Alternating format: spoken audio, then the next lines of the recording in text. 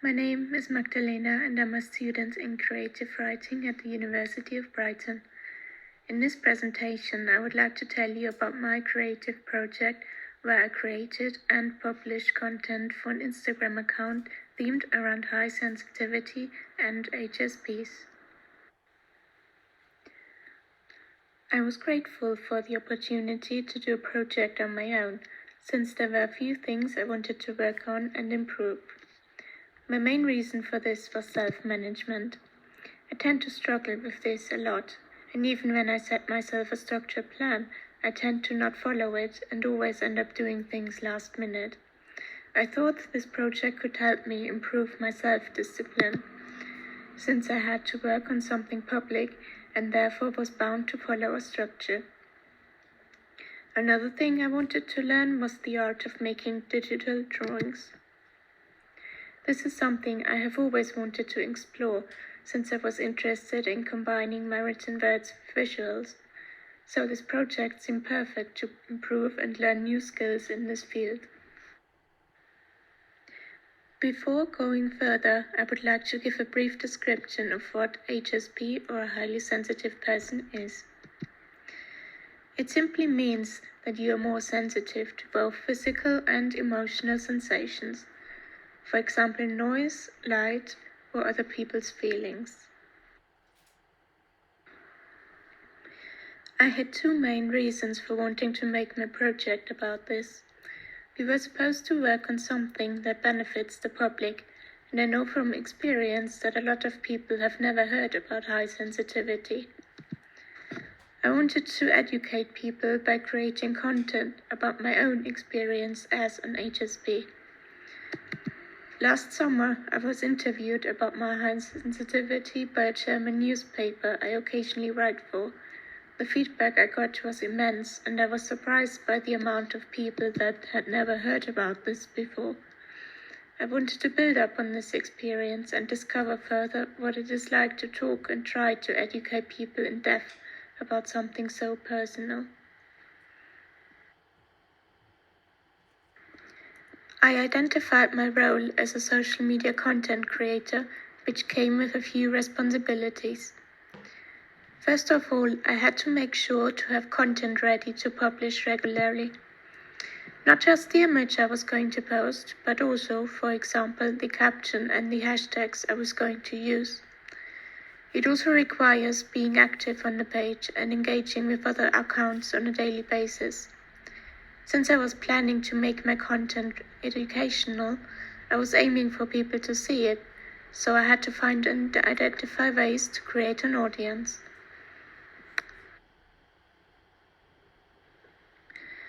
I was excited to start with the first step, which was creating content. However, I soon stumbled upon a small issue. I don't own an iPad or a well-functioning tablet, so I had to look for an app that works on a laptop without having to purchase expensive extra gadgets. I did some research and eventually decided to go with Sui Sketches Pro, since it seemed easy to use for an amateur like me. However, since the app was intended for an iPad, there were a few functions I couldn't use. This was quite frustrating, and I struggled a lot in the beginning since I felt limited in my own abilities. I eventually decided to invest in a better pen for my laptop's touchpad, and it made things a lot easier since the one I was using beforehand was merely a cheap £1 touch pen. I still felt limited sometimes, but with time I learned how to overcome these and work with what I have. When I had finished my first two posts, as well as a profile picture, it was time to open the account.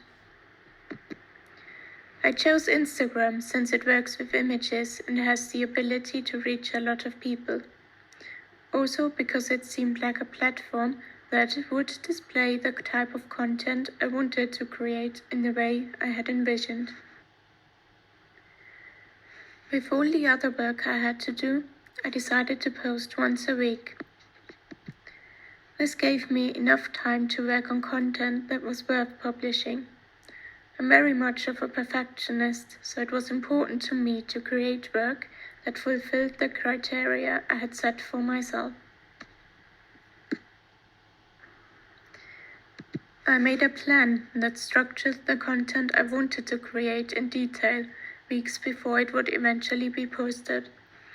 I decided to start out simple, with a definition of high sensitivity. And then went on with talking about issues like missing or incorrect representation in the media or things that overwhelm me. What was important to me was that I talked about my own experience. I have done research on this topic, but I'm in no way a professional when it comes to psychology or simply high sensitivity with introversion. So I wanted to make clear in the beginning that this was from my experience, hence the name Life of an HSP. Starting out with zero on a huge platform like Instagram is difficult, also because the algorithm it uses is a bit tricky. Before I opened my account, I had done research on how to handle this the best. I stumbled upon a blog post written by a woman that owns a successful account, and this ended up helping me immensely. Her advice included, for example, to write captions that were longer than one line, long enough for the More button to show, since Instagram counts every person that clicks on the More button as an engagement, and the more engagement a post has, the bigger the chance of ending up on the Explore page. Hashtags are important, but not very aesthetically pleasing. However, it doesn't matter where they are. What's important is that they relate to the post. I decided to put mine in the comment section. The most important thing, however, is being active and interacting with others. What should be avoided are things that be considered as robotic. For example, liking everything you come across, mass following and unfollowing, or commenting the same thing again and again. I noticed the more you comment on other people's content and the more time you spend in making sure to engage with other posts and ideas, the more beneficial it is for your own account.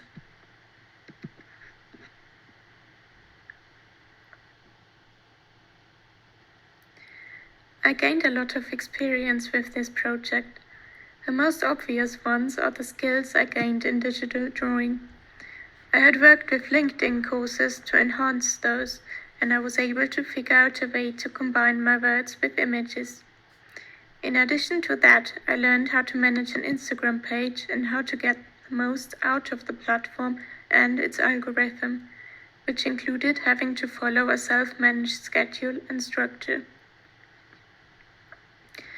Since Instagram, as well as many social media platforms, is so focused on numbers, for example followers or likes, I was worried at first that I might obsess about them a bit too much.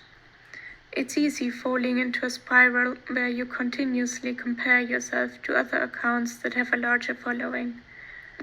But I learned to focus on my own content instead, bearing in mind that it doesn't have to be perfect, and that I don't have to like something 100% for it to be worthy of being published online. But the most valuable thing I learned while doing this project is that I got to experience what it's like being an advocate for something so personal. At times I struggled with this because it is scary talking about these things so openly, and I was torn between the idea that I felt like my page had to be something like a safe space, and the fact that I wanted to talk about issues and problems that could, however, potentially trigger people.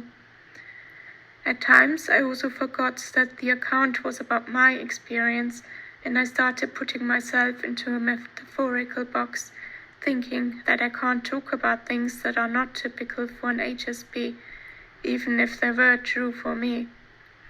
That being said, I don't know if I would be a good advocate. But I also know that this is something important that has to be talked about more openly.